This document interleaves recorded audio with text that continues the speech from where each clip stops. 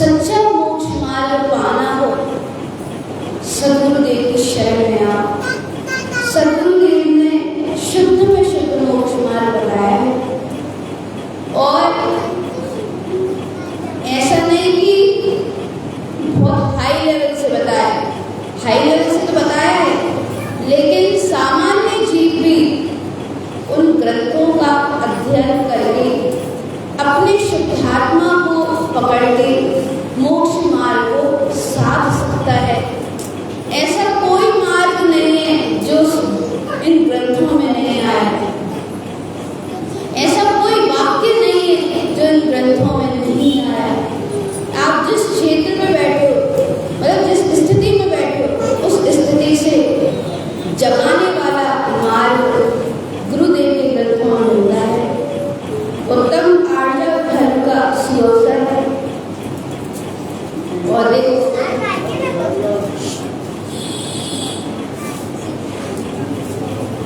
देखते ही देखते आज तीसरा दिन आ गया। तीसरा दिन आ नहीं गया, तीसरे दिन का अंतिम पहर चल रहा है।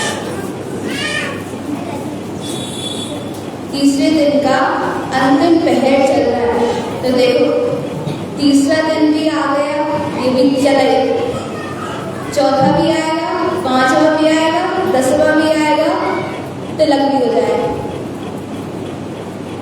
प्रारंभ में हमने कहा था शुद्धात्मा, सम्यक आस्था, सम्यक वांछन, सम्यक तिलक जिन जिन जीवात्माओं के अंतर में उत्पन्न होते हैं, उनका मनुष्य जन्म में आत्मा सफल हो जाती है। अपन आरती में भी पढ़ते हैं, आत्मा सफल होए न मिले। ये नहीं लिखा मनुष्य जन्म सफल हो, आत्मा सफल हो। आत्मा सफल होने का मतलब क्या होता है? आत्मा मनुष्य पर्याय में है तो, और आगे जो सी पर्याय में रहेगी। आत्मा यदि सम्यक रूप में है तो आत्मा सफल होगी। आत्मा की सफलता अज्ञान आदि, मिथ्यात्व आदि दुष्ट कर्मों से छूटकर और अपने सम्यक निधि को प्राप्त करना, अपनी स्वनिधि को प्राप्त करना आत्मा की सफलता है।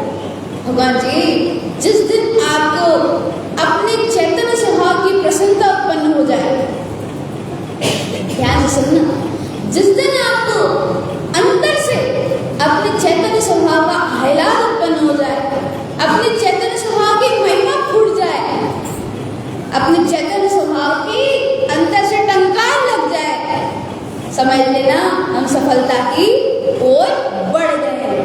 पहला कदम। और देखो, ये चर्चाएं क्यों होती है? ये चर्चा क्यों हो रही है? इसलिए हो रही है कि जो अंदर में दवा है ना, उसको निकालना।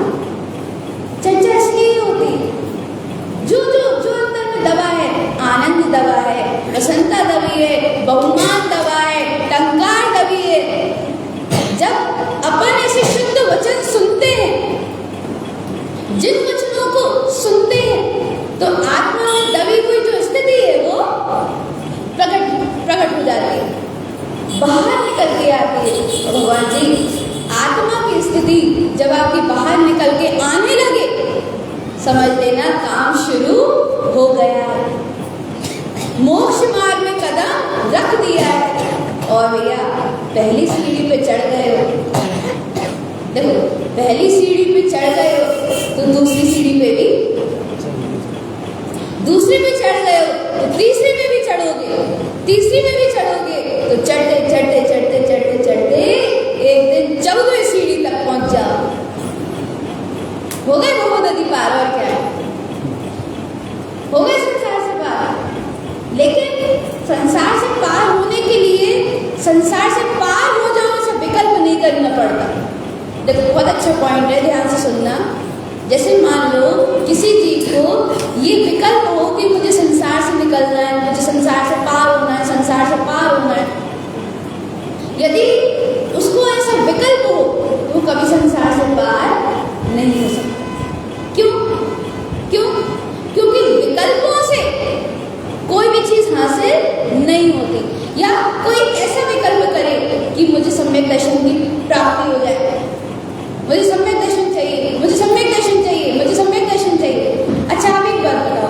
यदि पूरे दिन भर वो यही रटता रहे कि मुझे सम्यक दर्शन चाहिए, सम्यक दर्शन चाहिए, सम्यक दर्शन चाहिए, तो कौन से काल में हो जाएगा?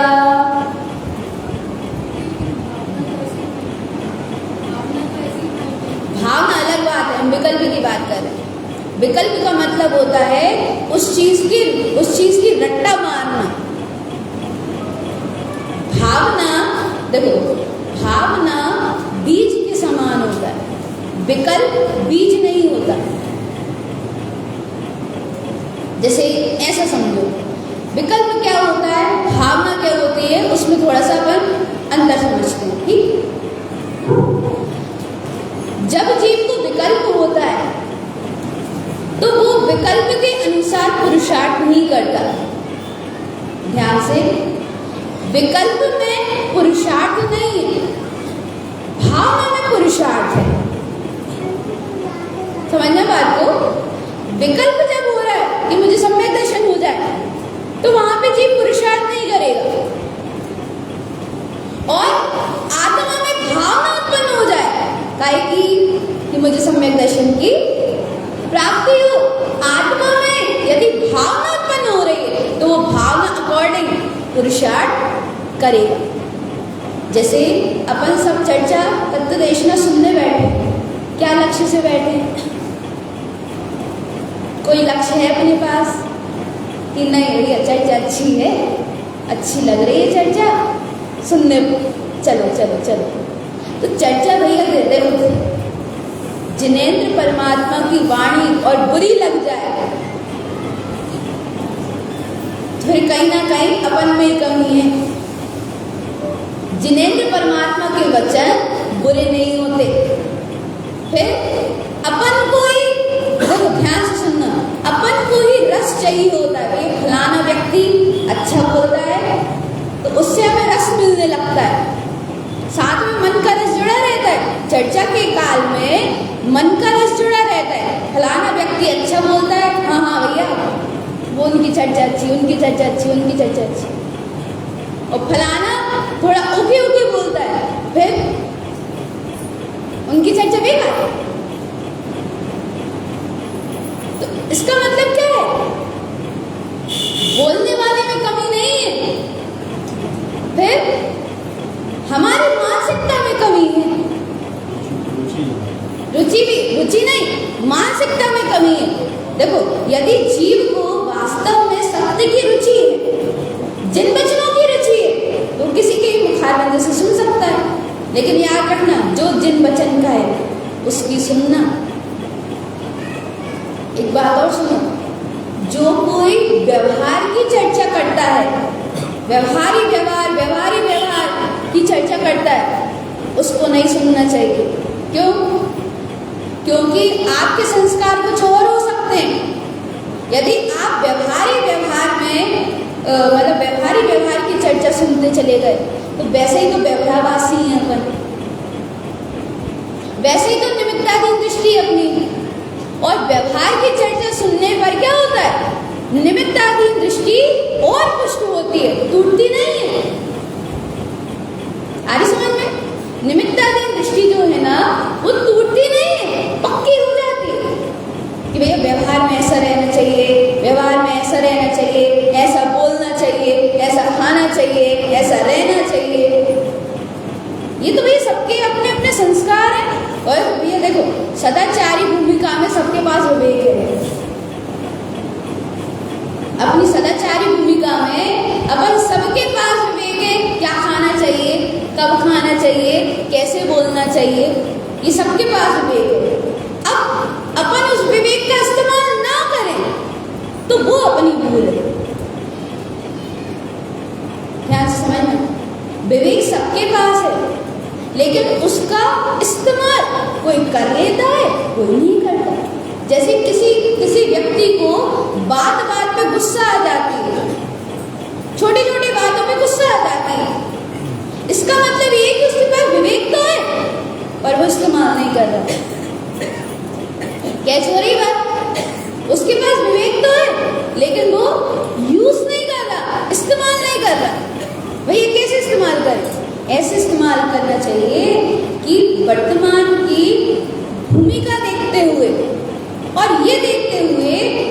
जब जीव को गुस्सा आता है तो किसी की अच्छी बुरी नहीं देखता।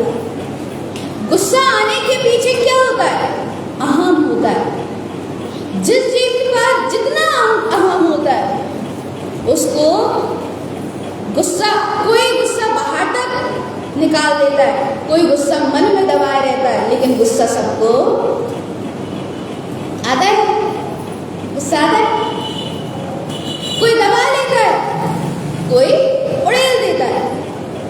अब यहाँ पे आपको विवेक रखना चाहिए। विवेक से काम लो। विवेक से क्या काम ले? देखो, जब जीव के पास सिद्धांतों का विचार होता है, ध्यान से, सावधान, जब जीव के पास सिद्धांतों का विचार होता है, वो जीवात्मा, आप देखना, उसके जीवन में कषाय की मंदता होने लगती है। कषाय की तीव्रता से अत्यधिक क्रोध आएगा, अत्यधिक मान होगा, अत्यधिक मायाचारी होगी और अत्यधिक लोभ होगा। कब? कषायों की तीव्रता से। अब आगे चलो, कषाय की तीव्रता किसे होती है, क्यों होती है? देखो, कषायों की जो तीव्रता है वो जीव के अशुभ भाव से होती है।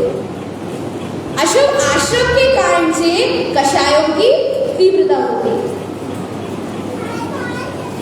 सुनना ध्यान से, अशुभ आश्रम के कारण से कषायों की तीव्रता होती है। अब जब आप अशुभ भाव से हट करके शुभ भाव में आते हो, शुभ परिणाम रखते हो, शुभ परिणाम को रखने के लिए चैत्यालय आते हैं, अपन जाप करते हैं, स्वाध्याय करते हैं, अपना विवेक लगाते हैं, तो जो कषायों का जो लेवल है वो गिर जाता है। आई समझ में? कषायों का जो लेवल है वो डाउन हो जाता है, वो गिर जाता है। अब पता चला कि आपको ही बात बात पे गुस्सा आता था और अब आपके साथ ऐसा हो रहा है कि गुस्सा कम हो गया। तो ये क्या है? ये कषायों का बढ़ता हुआ और घटता हुआ थर्मामीटर है। कभी बढ़ जाता है, कभी कम हो जाता है।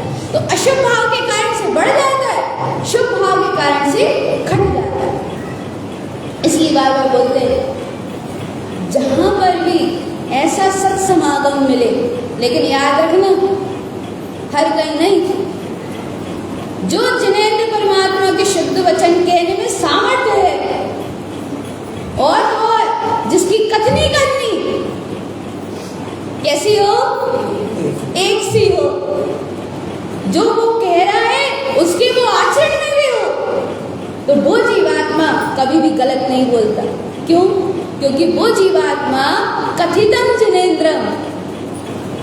जिनेंद्र परमात्मा के अनुसार और अपनी भूमिका अनुसार वो जिन वचनों को ही कहेगा। क्यों? क्योंकि उसके पास खुद का अनुभव भी है। आ रही समझ में?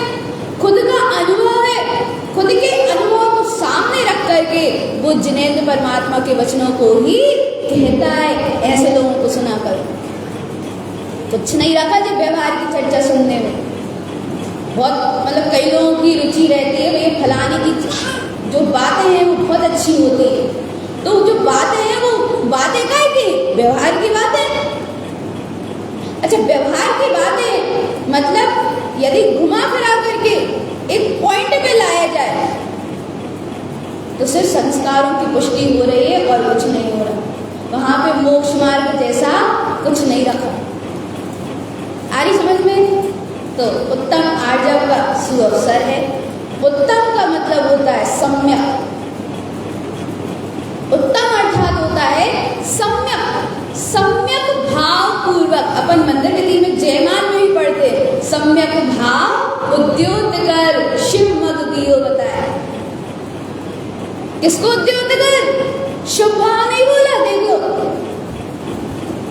अंतर समझो, शुभ भाव नहीं बोला। ये शुभ भाव क्यों नहीं बोला? क्योंकि शुभ भाव ही संसार का ही कारण है, मुक्ति का कारण नहीं है। तो क्या हाँ,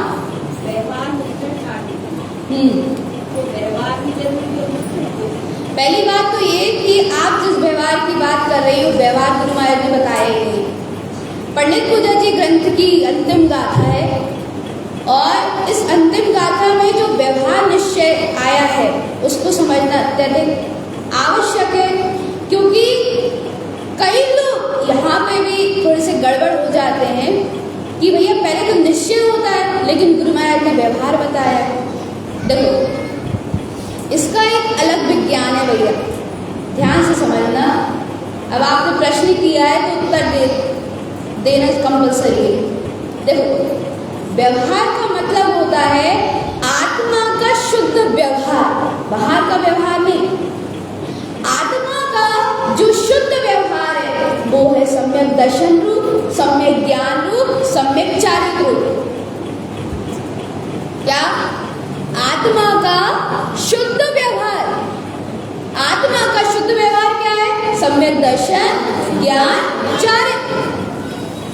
अब ये जो सम्यक दर्शन, ज्ञान, चारित्र है वो अपने निश्चय रत्नात्र के जैसे शुद्ध होते जा रहे हैं, इसलिए पहले व्यवहार बोला है फिर निश्चय बोला है। जैसे उदाहरण से समझे तो भैया एक 10 साल का बच्चा है, एक 10 साल के बच्चे के पास अपने पिता जैसे के तैसे संस्कार जा रहे हैं। मतलब उस 10 साल के बच्चे को देखते से ये निकलता है भैया ये तो अपने पिता जैसा है। बाहर में आती है ना बात कि भैया ये तो अपने पिता में गया है, पूरी चाल ढाल, खाना पीना, बोलना चालना बिल्कुल पिता जैसा है।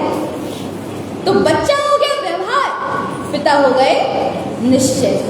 ठीक है, तो व्यवहार मतलब आत्मा का शुद्ध व्यवहार अपने निश्चय रत्नात्रय के जैसे शुद्ध होता चला जाता है और ऐसे निश्चय व्यवहार को शाश्वत बोला गया है।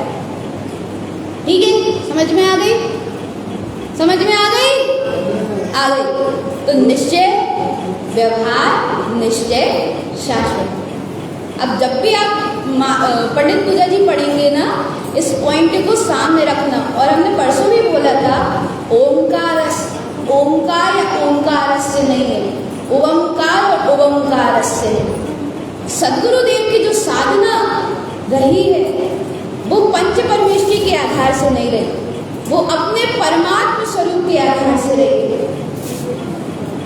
अपने परमात्म स्वरूप के अनुभव के आधार से रही।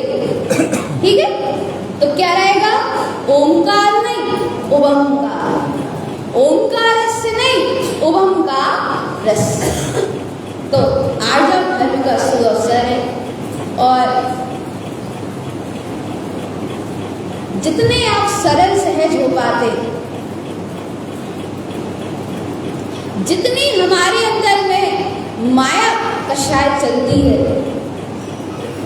देखो माया कषाय भी एक तो हो गई कषाय रूप व्यवहार, संस्कार रूप एक हो गई कषाय रूप मायाचारी, और एक मायाचारी जीव अपने आप से करता आ रहा है। अनाधिकृत जीव अपने आप से मायाचारी करता आ रहा है। तो ये कैसे कहता है? देखो जब जीव नरक में था तब वो कहता था कि मुझे एक बार मनुष्य पर्याय मिल जाए तो मैं अपना कल्याण करूंगा। क्या? एक बार मनुष्य पर्याय मिल जाए तो मैं अपना कल्याण करूंगा। मनुष्य पर्याय मिली, गर्भ में है बच्चा, फिर वो कहता है कि एक बार मैं बाहर आ जाऊंगा, बाहर गर्भ के बाहर आ जाऊं तो मैं आत्म कल्याण करूंगा। लेकिन जैसे ही गर्भ के बाहर आया क्या हुआ? अपने क्या हाल है? अपने क्या हाल है?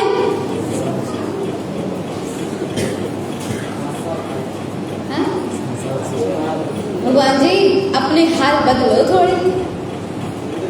5-6 हाल है। 5-6 हाल में बुरे ही होंगे, एकदम जोरदार। अरे वाह, 5-6 हाल है जोरदार है। तो भैया ये जो जोरदार हाल है पुण्य के कारण से है। ये जो जोरदार हाल है वो शाश्वत नहीं है, हमेशा नहीं रहेंगे। अर्थात अप डाउन, जब भी समझा था ना, कषायों का जो लेवल है वो अप डाउन होता रहता है। तो अप डाउन होने का कारण शुभ भाव, तो कषाय का लेवल डाउन हो जाता है, अशुभ भाव कषाय का लेवल बढ़ जाता है। ये तो नहीं, कभी बात बात पे चिड़चिड़ी आ जाती है, बात बात पे गुस्सा आ जाता है, बात बात पे अपने अहम पे ठेस लगती है। तो ये क्यों लग रही है? क्योंकि आपकी कषाय अशुभ, आपके जो परिणाम है वो अशुभ चल रहे हैं,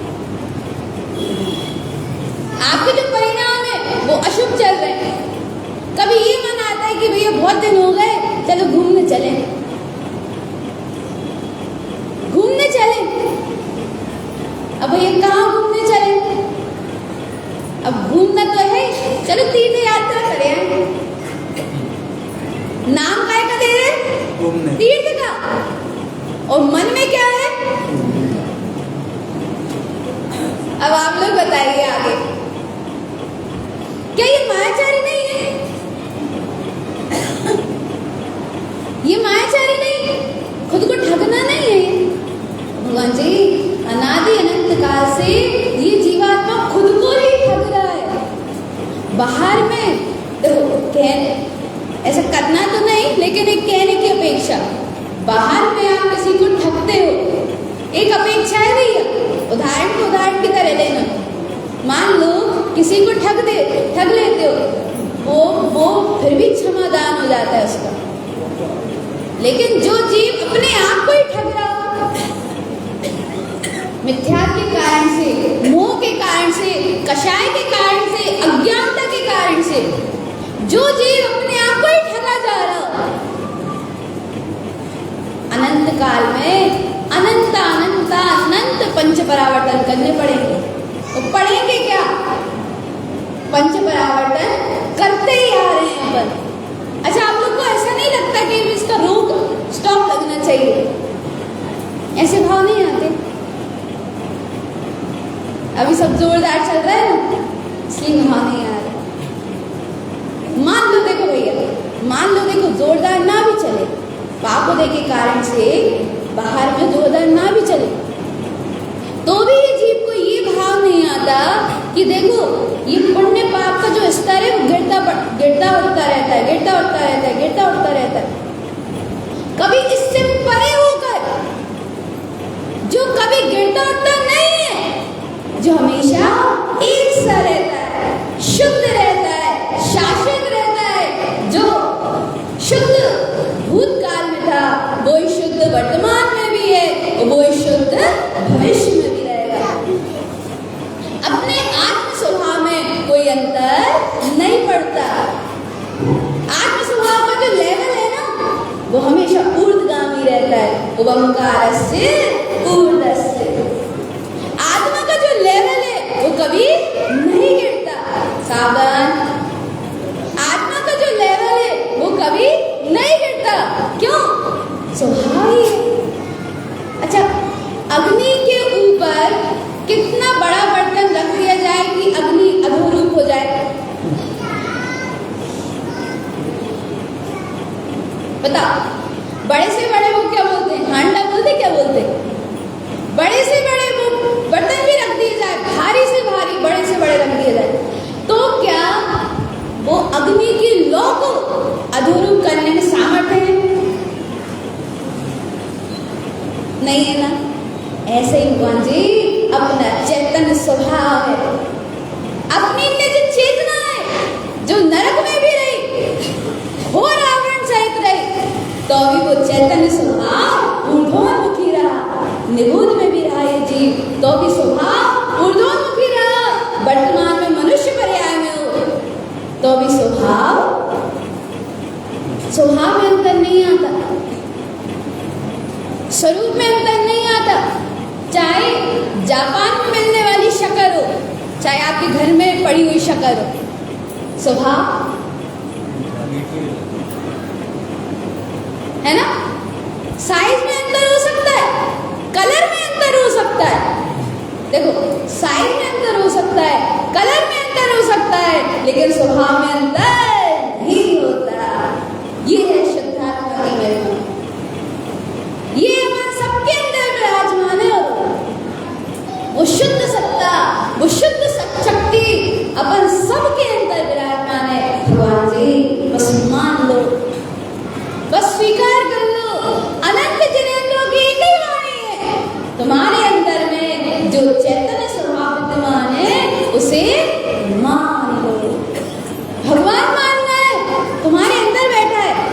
मेरे सतगुरु तार ने जो शॉर्ट में कह ही दिया, तू सोया। अब वहां से गुरु महाराज ने कहा तू सोया भगवान है, अपन यहाँ से कह दो मैं सोया भगवान, अपन यहाँ से कह दो। आ रही समझ में? आ रही? तो ये मायाचारी करता आ रहा है जी। और आप देखो आज का समय ऐसा है, आज का समय और आज की जनरेशन दोनों ही बात, आज का समय और अभी वाली जो जनरेशन है वो ऐसी चल रही है कि धर्म से बिल्कुल ही विमुख। और एक बात और सुन, एक और बात बता दें, कहीं ना कहीं गलती बच्चों की नहीं है, माँ बाप की है। ये बहुत अच्छे से समझना, गंभीर चर्चा है। होता क्या है कि अपन अपने बच्चों को पढ़ने के लिए ऊंचे से ऊंचे स्कूल में भेजना चाहते हैं, अच्छे से अच्छे ट्यूशन लगवाना चाहते हैं। क्यों? मार्क अच्छे आ जाए, अच्छे मार्क्स के लिए ट्यूशन लगवा देते हैं, चलो वो एजुकेटेड भी हो जाए, ठीक है। लेकिन आप बताओ आजकल की जो एजुकेशन है, इतनी हाई लेवल एजुकेशन चल रही है और उस एजुकेशन का कोई सार नहीं निकल के आ रहा। आज के समय की जो एजुकेशन है उस एजुकेशन का कोई सार निकल के नहीं आ रहा। क्यों? बच्चों को ये तक संस्कार नहीं दिए जा रहे कि भैया बड़ों की विनय करी जाती है, आदर किया जाता है, बड़ों का नहीं सिखाया जा रहा। बड़ों से कैसे बात करते हैं नहीं सिखाया जा रहा। कई बच्चे आजकल ऐसे हैं कि अपने माता पिता को ही तू लगा करके उच्चारित करते हैं। कोई तू लगाता है, कोई तुम लगाता है। अब आप आगे चल करके बच्चे को डांट सकते हो, उसको थप्पड़ भी लगा सकते हो, लेकिन गलती बच्चे की है क्या?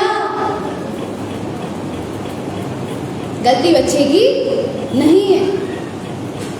अब आ जाओ इस क्षेत्र पे, हम स्कूल भेज रहे हैं अपने बच्चों को, ठीक है, ये एजुकेशन जरूरी है, ठीक भैया, ठीक है भेजो। फिर बेचारा बच्चा स्कूल से छूटा नहीं, ट्यूशन भेज दिया, ठीक है भैया। बेचारा बच्चा ट्यूशन से छूटा नहीं, होमवर्क पकड़ा दिया। अब जब उससे बोला जाए कि भैया पाठशाला भी तो भेजो, पेरेंट्स से बोला जाए कि पाठशाला तो भेजो, पेरेंट्स कहते हैं उसका होमवर्क इतना है वो नहीं आ पाएगा। फिर वे माँ बाप पछताते हैं कि भैया हमारा बच्चा ऐसा निकल गया। अब पछताए होत क्या जब, इसलिए जो है अभी है, आज है, इसी वक्त है, और इसी वक्त अपन सब सुन रहे हैं इस बात को, और आज की दुनिया सब देख रहे हैं। मोबाइलों पे कितनी तो आ रही है, कितनी तो आ रही है आज की दुनिया। आज का समय वाजी बच्चों को धार्मिक संस्कार दो, नहीं तो यही बच्चे पलट के ऐसा वार करेंगे कि आपको आपके ही घर से ये जी जय तारण तरण। ये हाल है आज के। भौतिकता का इतना रस है, इतना रस है, इतना रस है कि हम संस्कार देना भूल गए। एक बात और बहुत अच्छे से गंभीरता से सुनना। जैसे ही बच्चा 20+ हो जाता है, 20-22 साल का लड़का लड़की दोनों 20-22 साल, 25 साल के होने लगते हैं, सबसे पहला ये थॉट आता है कि भैया इसकी शादी के लिए लड़का या लड़की देखो। 25 साल का हुआ वो, भैया लड़की ढूंढो। कोई दिमाग में लड़की है क्या? लड़की के लिए भैया लड़का ढूंढो, हमारी लड़की 25 साल की हो गई है। आप लोग को पहला थॉट ये क्यों नहीं आता कि हम अपने बच्चों को धर्म मार्ग पे लगाएं?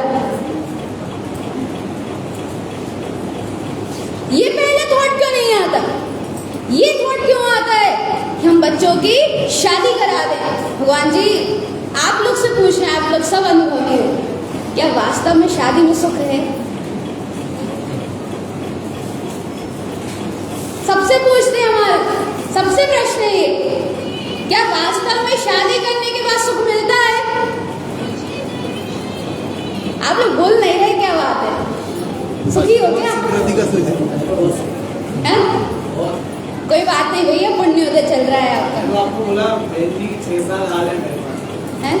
तो आपको मैंने बताया 6 साल हाल है, आप जितना बोलोगे सब में सुखी। ठीक है,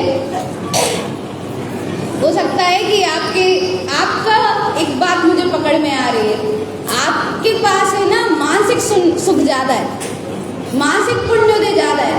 मानसिक पुण्योदय होने के कारण से होता क्या है, देखो ध्यान से सुनना, मानसिक पुण्योदय होने के कारण से क्या होता है कि बाहर में कुछ ऊंची नीची भी स्थिति हो जाती है ना, तो मन में ये आता है कि चलो कोई बात नहीं,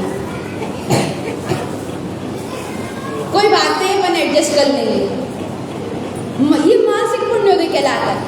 तो ये मानसिक पुण्योदय बांधता कैसे है जी? हमने परसों भी अपनी चर्चा में आया था, जैसे आपने किसी को निर्भय कर दिया, चिंता मत करो हम हैं तुम्हारे साथ,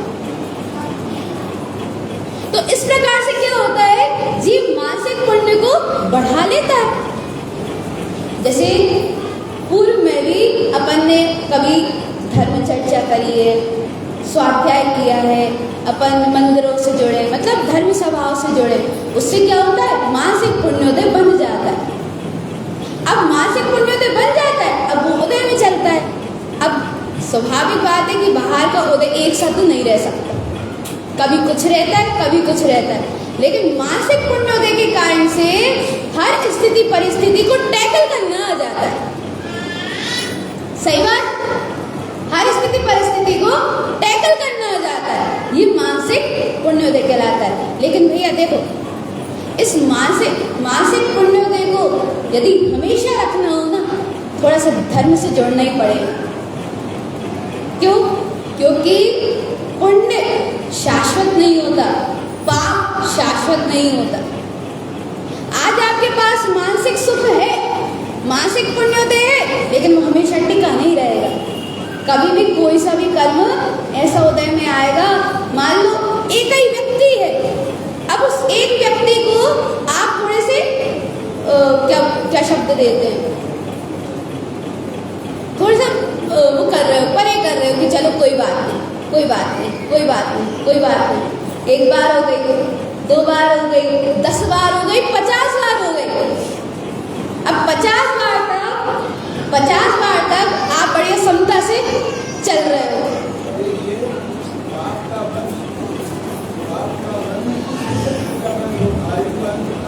कभी भी आ सकता है, बिल्कुल। तो हम वही चीज बता रहे हैं कि अभी वो चल रहा है, मान लो 50वीं बार तक आपने झेल लिया उस व्यक्ति को, 51वीं बार कुछ ऐसा उदय आ जाएगा कि भाई अब नहीं समझ रहा वो व्यक्ति हमसे। अब क्या हो गया, जो मानसिक पुण्योदय चल रहा था वो पाप में टर्न हो गया। तो ये सब बातें क्यों बताई जा रही हैं? इसलिए बताई जा रही है कि बाहर का जो खेल होता है वो पुण्य पाप के आधार पे होता है, कोई जीव करता नहीं होता, ये सिद्ध करना चाह रहे हैं। कोई जीव करता नहीं होता। यदि आप लोग बताइए, यदि कोई जीव करता होता तो कृष्ण जी और बलराम अपनी द्वारका को बचा लेते, है ना? जलते हुए आंखों के सामने धू धू करके उनकी द्वारका जल रही है, देवव्रत बनाई गई थी वो द्वारका, इतनी सुंदर द्वारका, कितने सारे लोग अंदर में बचा पाए, भगवान बचाने की कोशिश जरूर करी थी उनने। और देखो ये भी आया था, कृष्ण ने बोला, देखो कृष्ण को लोगों ने बहुत उल्टे तरह से लिया है, कृष्ण वैसे नहीं है, सम्यक दृष्टि जीव रहे हैं कृष्ण, ज्ञानी आत्मा रहे हैं कृष्ण। और एक बात और, कृष्ण मात्र जिन भक्त थे, कोई और भक्त नहीं थे। कृष्ण हो गए, रावण हो गए, रावण को भी ये बताया गया है कि वो शिव जी को पूजते थे, जिन भक्त थे रावण, कृष्ण भी जिन भक्त थे। तो चलो वापस आते हैं। नेमिनाथ भगवान के वाणी में आया कि दीपायन मुनि द्वारा ये जलेगी, द्वारिका दीपायन मुनि द्वारा जलेगी। अब दीपायन मुनि ने सुना और उन्हें लगा कि मैं इतने सारे जीवों की हिंसा तो नहीं करूंगा। क्या भगवान के वचन फेल हो सकते हैं? चले गए वो दीपायन मुनि, चले गए 12 साल तक के लिए चले गए वो। लेकिन जब वे लौट के आए वो समय आ गया था, द्वारिका जलने का समय आ गया था। तो फिर कुछ कारणवश तालाब में शराब मिल गई थी और उन्हें तो यही लगा कि वो जल है, पानी है, पी गए। शराब का नशा चढ़ गया और कई लोग उनको पत्थर मारने लगे कि भैया इसके कारण से द्वारिका जलेगी, इसके कारण से द्वारिका जलेगी। गुस्से में आकर के पत्थर मारने लगे। किसको? दीपायन मुनि को पत्थर मारने लगे। शराब मतलब वो पानी तो पी लिया था, शराब का नशा तो चढ़ ही गया था। इतना तेज गुस्सा आया उनको, इतना तीव्र गुस्सा आया उनको, उन्होंने उठाई आगी अग्नि और पूरी द्वारिका में। तो भगवान के जो वचन है वो कभी फेल नहीं हो सकते। एक बात और, दीपायन मुनि सावधान, दीपायन मुनि द्वारा द्वारिका जल नहीं थी, इसलिए भगवान के वचनों में आया। अब आगे चलो। कृष्ण और बलराम को बोला गया, कृष्ण और बलराम को बोला गया, भगवान के वचनों में आया कि सिर्फ तुम 2 जीव ही बचोगे, पूरे द्वारिका नगरी में सिर्फ तुम 2 जीव ही बचोगे। तो रोते बिलखते जैसे तैसे वो बाहर आए और अपनी आंखों के सामने द्वारिका को चलते। और आगे सुनो, जीव यदि कर्ता होता है, यदि अपन कर्ता होते हैं कोई परिणमन के, तो अच्छे अच्छे रह गए। तीर्थंकर को उपसर्ग चलता है, उपसर्ग का उदय आता है क्या वो अपने आप को बचा लेते हैं? तीर्थंकर नहीं, सॉरी, मुनिराजों के ऊपर उपसर्ग होता है, बचा लेते हैं वो अपने आप को।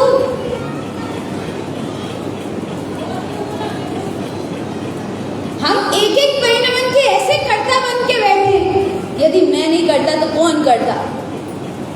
मैंने चलाई है ये दुकान, यदि मैं नहीं चलाता तो कौन चलाता? यदि मैं रोटी नहीं बनाता तो कौन बनाता? मैंने बनाया है तभी तो तुमने खाया है। मैंने दुकान चलाई है तभी तो पैसे मतलब रुपए आ रहे हैं। भगवान जी, यदि आप करता होते, कह तो रहे, यदि कोई भी जीव करता होता, भगवान आदिनाथ और भगवान महावीर स्वामी दोनों के दोनों जीवों के ऊपर एक सा कर्मोदय आया, 6 महीने तक के लिए आहार नहीं मिलना। अब भैया आप तो तीर्थंकर बनने वाले हो ना, आप तो पलटा लो। हे कृष्ण, आप तो आगामी भगवान बनने वाले हो ना, बचा लो द्वारिका। भगवान के वचन फेल नहीं हो सकते। इसलिए भगवान जी, ये जो वचन अपन सुन रहे हैं, ये वाणी जिनेंद्रों की वाणी है और ये वाणी जितने जल्दी आपके साथ हो जाए उतने जल्दी आप सुखी हो जाओगे। मानसिक सुख साथ नहीं देता, आत्मिक सुख साथ देता है। मानसिक सुख तो ऐसा है कि आया चला भी अपने हाथ में नहीं है ना, आप उस चीज को पकड़ के बैठ ही नहीं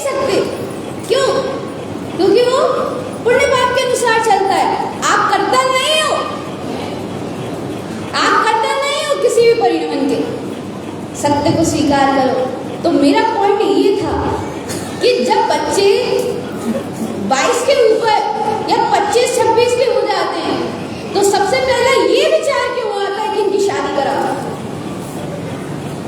ये विचार क्यों नहीं आता कि इन्हें धर्म मार्ग पे भी तो लगाया जा सकता है। हम भी तो अपनी शादीशुदा जिंदगी देख रहे हैं, सुखी हो ना 100%, कोई आपत्ति ही नहीं होगी। क्यों?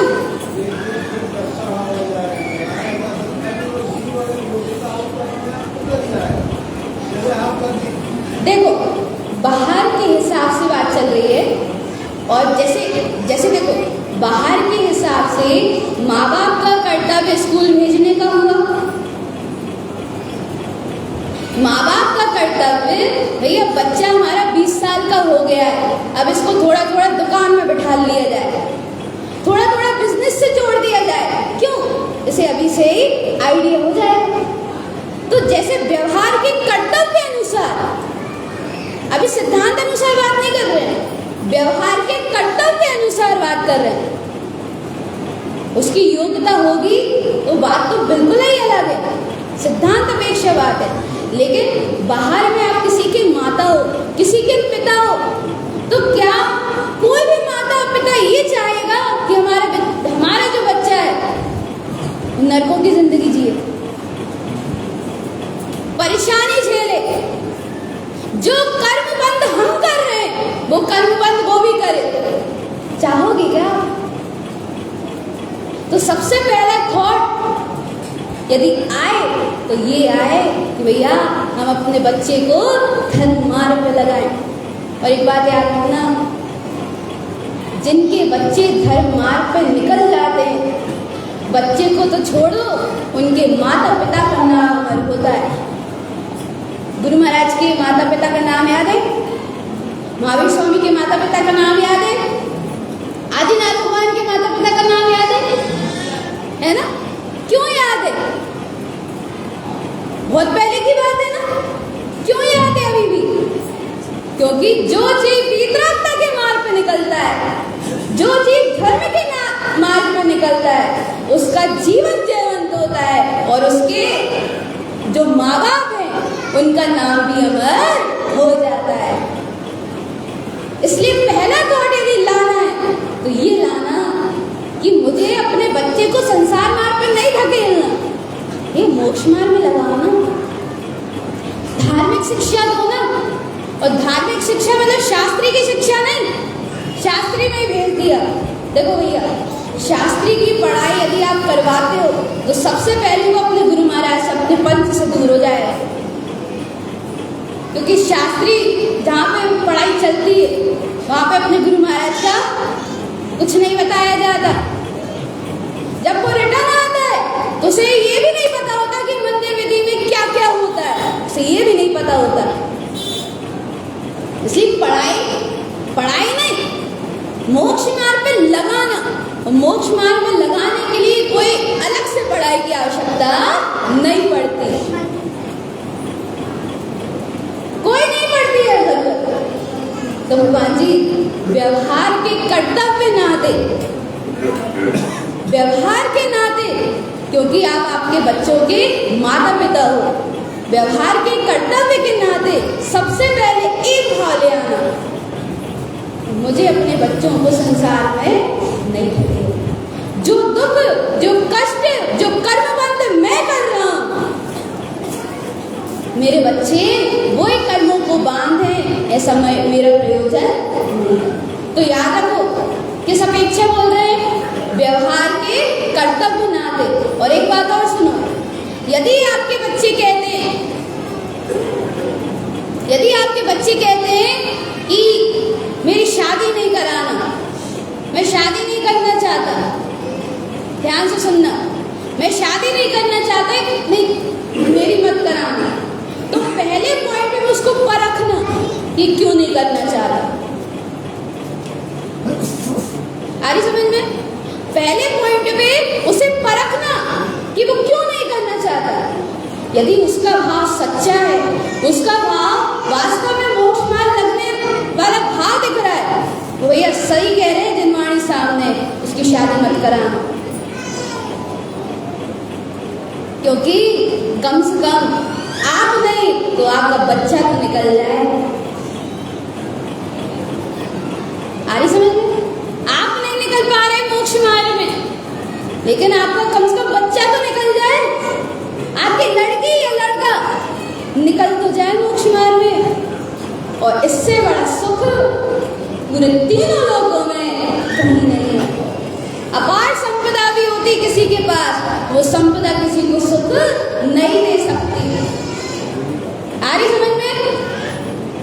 वो जो आपके पास आपकी झोली पूरे धन वैभव सबसे भर दिया जाए और आपसे कहा जाए भैया सुखी रहो, क्या धन में सुख है? बताओ, आप लोग से पूछ रहे हैं, धन में सुख है?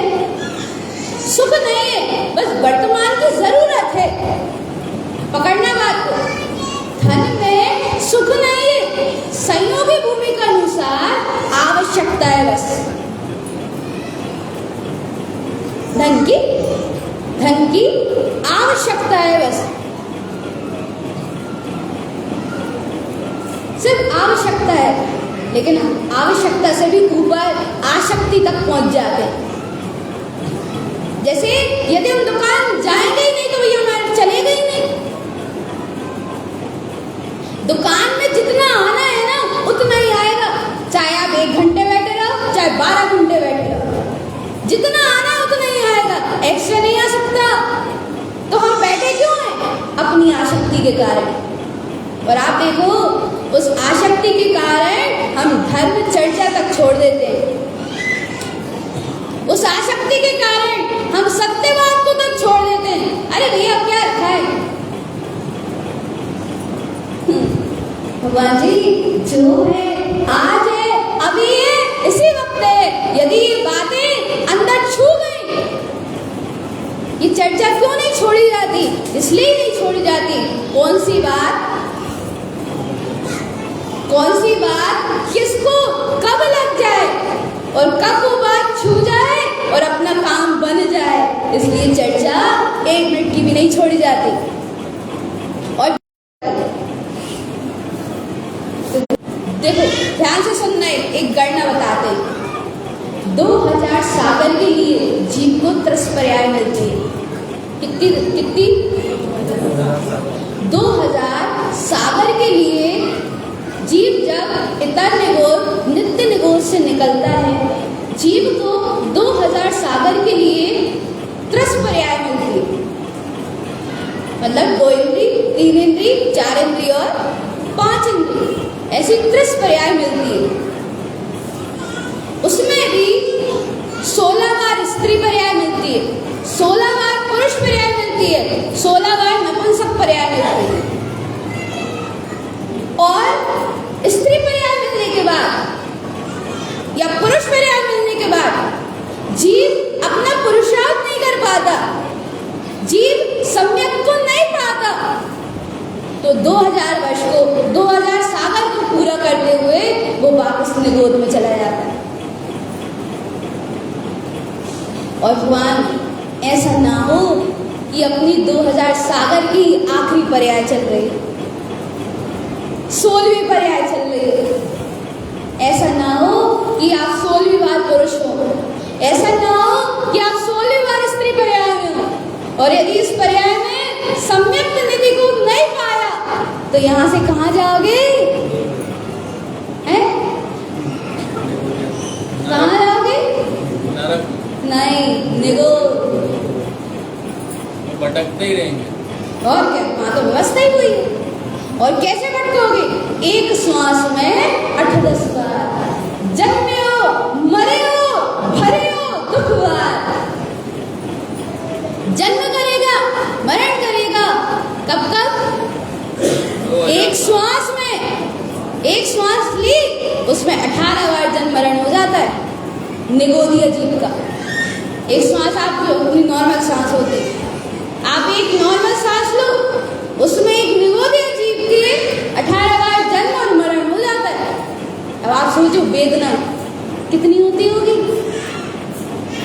अपन ही यदि मरने की कल्पना कर लें, वेदना होगी, भय लगने लगेगा, मोह ऐसा सताएगा कि ये सब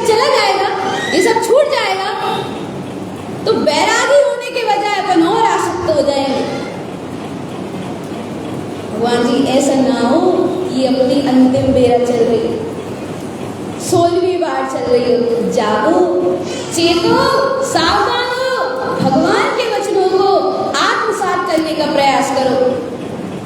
उत्तम आर्जव धर्म, अपनी आत्मा में सहजता से, सरलता से जो जीव भ्रमण करते हैं उनको उत्तम आर्जव धर्म उत्पन्न होता है। अपनी भूमिका अनुसार सहजता से, सरलता से सत्य को स्वीकार अकेला कर लो। अब आप लोग से पूछते हैं पूरे त्रिलोक में सत्य क्या है? नहीं पता ना?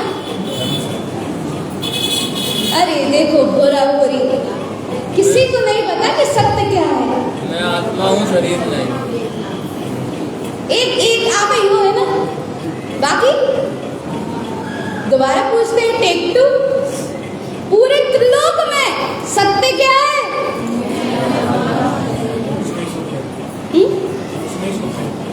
आत्मा। टेक 3, अभी आनंद नहीं आया। पूरे त्रिलोक में सत्य क्या है? टेक 4, जब तक आप नहीं बोलोगे तब तक हम टेक लगाते जाएंगे। हैं? क्या सत्य? हे भगवान जी, आप तो लेवल से अलग बात कर रहे हो। पूरे त्रिलोक में 5वीं टेक है जी, पूरे त्रिलोक में सत्य क्या है? मैं आत्मा हूँ, शरीर नहीं। हर व्यक्ति, जब तक हर व्यक्ति नहीं बोलेगा, मुझे मत बोलो मैं आत्मा हूँ, शरीर नहीं। जे बोलो पूरे सत्य में, पूरे त्रिलोक में सत्य एक ही है, मेरा स्वभाव, शुद्ध आत्मा। जे बोलो, मुझे बुलवाने तो दो। पूरे त्रिलोक में सत्य क्या है? वाह, अब आया। अब भैया आपने 6 बार बुलवा करके क्या कर लिया? भैया मैंने कुछ नहीं किया, आप सब ने सत्य की अनुमोदना कर ली। मैंने कुछ नहीं किया, इसलिए कहते हैं चर्चा सुनो। समझ में नहीं आएगी कोई बात नहीं, आत्मसात नहीं होगी कोई बात नहीं, सुनो। परसों आई थी ना? नहीं, कल ही आई थी शायद। पहले सुनो, फिर अच्छी लगेगी, फिर सच्ची लगेगी, फिर हितकारी लगेगी, फिर आत्मसात करने की भावना जगेगी। तो आप लोग बताओ, सुन तो रहे हैं? सेकंड पॉइंट, अच्छी लग रही है? सब लोग बोलो, अच्छी लग रही है? ठीक है। सच्ची लग रही है? चलो 3rd पॉइंट तक तो आ गए। अब 4थे पॉइंट के लिए थोड़ा सा आपको खुद से प्रयास करना पड़ेगा। अलग से आपको खुद को प्रयास करना पड़ेगा कि ये वाणी हितकारी लगने लगे, ये वाणी हमारे लिए है ऐसी लगने लगे। उसके लिए भैया अपना समय हो चुका है। उसके लिए निरंतरता का अभ्यास जितना बन पाए भैया उतना समय दो। बाहर में पहले दिन ही बोला था कि कम से कम 10 मिनट के लिए मौन रखो। ले रहे हो आप लोग? मौन ले रहे हो?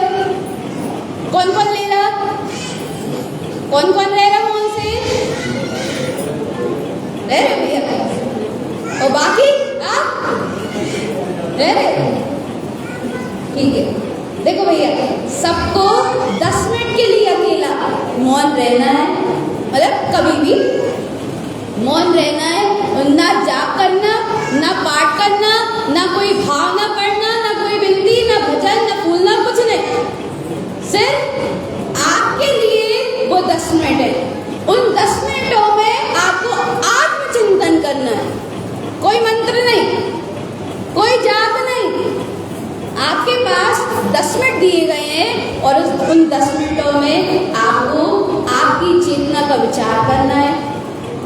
आपको ये विचार करना है कि इतना समय हमने कहाँ खर्च किया है और हमें आगे क्या करना है, आगे अपनी आत्मा को कहाँ लेके जाना है। कि भैया सम्यक विचार अपने जीवन में आए, जिनेंद्र परमात्मा के शुद्ध सिद्धांतों को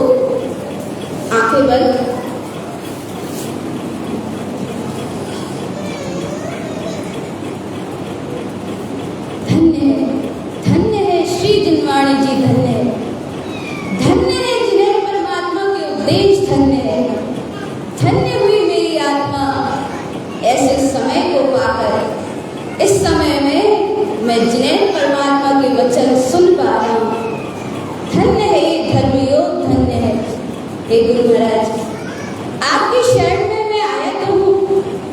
श्री जिनवाणी जी, मैं सुन तो रहा हूँ, ये जिनवाणी, ये जिन्हें परमात्मा की वचन सच्चे सुख को प्राप्त करे और मेरी आत्मा अल्प से अल्प समय में इस भवोदधि संसार को त्याग करके सदा सदा के लिए अनंत सुखी हो जाए, परमानंद की दशा को प्राप्त कर जाए। यही मेरी भावना है, यही मेरी प्रार्थना है। मेरी भावना, मेरी प्रार्थना हुई हो। मैं आपकी चरण शरण में हूँ, मैं आपकी चरण शरण में हूँ, मैं आपकी चरण शरण में हूँ। बोलिए आचार्य श्रीमद नारायण स्वामी जी भगवान की, पर्युषण परवाधिराज की, शुद्ध दिन देशना की, उत्तम आर्य धर्म की। एक बार सब एक साथ। कलिकाल सर्वज्ञ, चारित्र चक्रवर्ती, विश्व रत्न, परम पूज्य आचार्य श्रीमद नारायण स्वामी जी भगवान की, देव की, शुद्ध दिन देशना की, ज्ञान स्वभाव की।